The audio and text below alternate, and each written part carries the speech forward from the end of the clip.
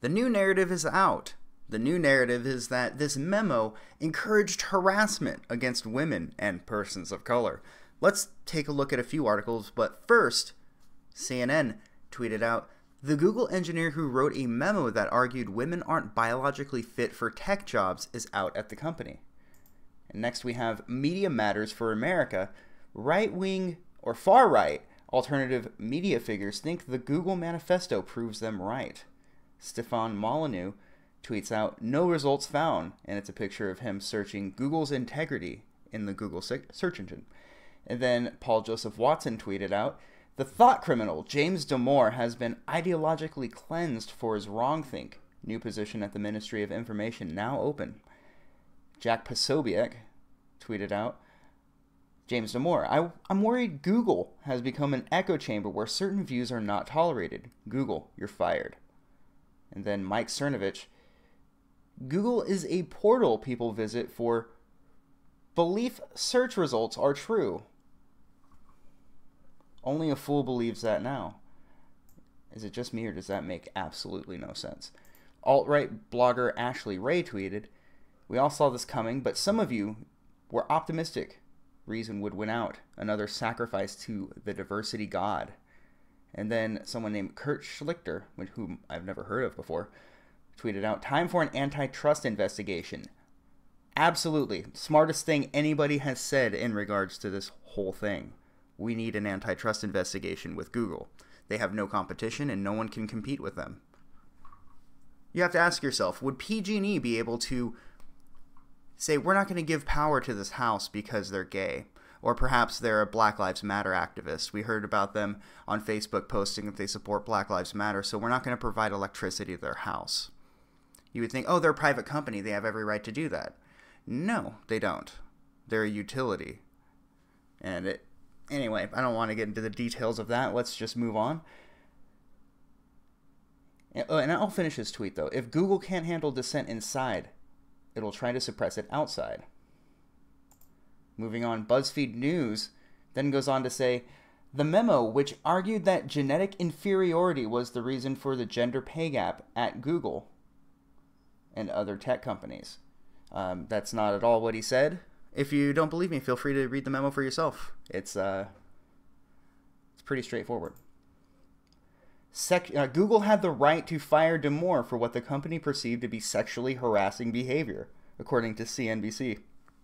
Oddly enough, the same website that came out with that other article saying that James would have every right to sue them. Google was right to fire the memo writer. That his sexist manifesto even gained traction at the company suggests its workplace culture has a long way to go. Gizmodo, men have always used science to explain that they're better than women. Let's see here. I'm willing to bet they call him sexist at some point. In practice, evolutionary psychology has been used to justify everything from rape to claims that certain groups of people are inherently more intelligent than others. Hate to break it to you. Anyway, moving on from this one, because this is all babble. None of this is even worth giving too much of our time to, but I think it's interesting to point out how they're all jumping on the same wave of opinions. Opinion, and this is the LA Times. If Google doesn't say why diversity is good, how can the fragile white men out there grasp it?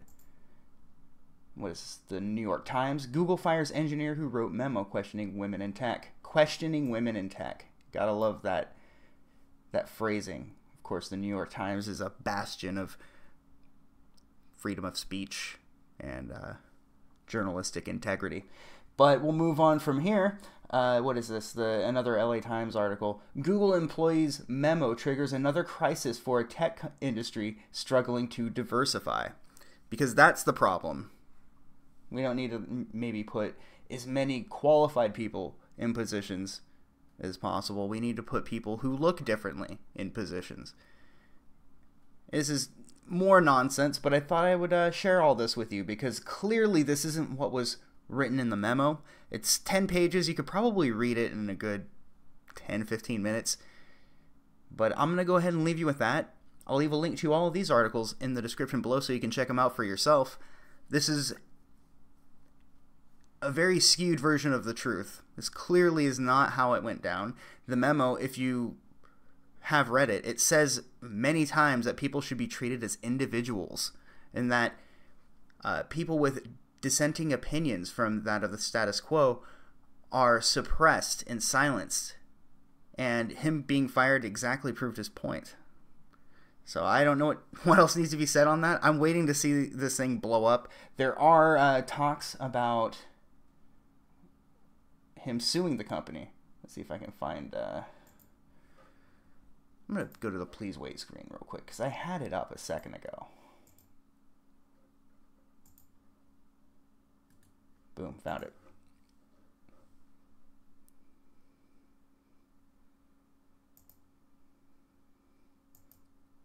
Nope, that's not the right one. I'm still figuring this thing out, damn it. James Damore, the Google engineer who wrote that memo, said he will likely take legal action against the company, believes G acted illegally. Acted illegally in firing him, that is. And I believe they have. So this is, of course, a New York Times reporter. You know, take that with a grain of salt. But I still think it's important to point out all of the BS that's going on right now. Because that is how they're phrasing this entire thing. Or not phrasing, framing this entire thing as being an attack on women and people of color, saying they're biologically inferior, which is not at all what he was saying. He was saying that the differences in men and women, specifically men and women, because I don't think he approached the race topic as far as I can tell. But men and women are different biologically and culturally. That's just the truth. And these differences in how we're raised, individual preferences, make it so that way, on average, more men are interested in tech fields than women. It doesn't mean that we're being oppressive against women by not allowing more women into the tech field. Women in the tech field aren't applying. You're going to hold a couple of unqualified women at gunpoint and make them take a job that they're not only not qualified for, but to be honest with you, don't really want. So I should probably leave you with that. Let me know what you guys think about all of this in the comments below, and I will see you all a little bit later.